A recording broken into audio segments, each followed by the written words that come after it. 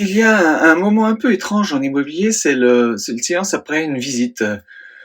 Tout se passe bien, le courant passe, les échanges sont agréables, les visiteurs repartent et puis plus rien.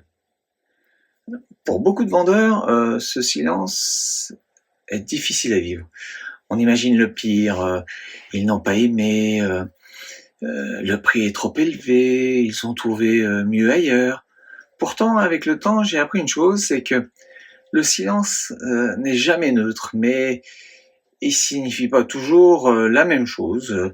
Il existe en réalité deux silences. Le premier est celui de la réflexion. Quand une maison plaît vraiment, les acquéreurs ne prennent pas toujours leurs décisions sur le pas de la porte, hein. Ils rentrent chez eux, ils reparlent de la visite, ils regardent à nouveau les photos, ils refont leurs calculs, ils imaginent leurs meubles. En réalité, ils ne visitent plus une maison, hein, ils essaient déjà d'y vivre.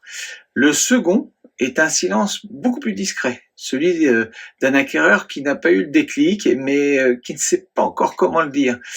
Et mon rôle n'est pas de remplir le silence, hein, mais c'est de le comprendre et de rappeler au bon moment, de poser les bonnes questions et de transformer cette période d'attente en une réponse claire pour mes vendeurs. Parce qu'au fond, le silence n'est pas toujours l'absence d'une décision, c'est parfois le temps nécessaire pour qu'elle devienne solide.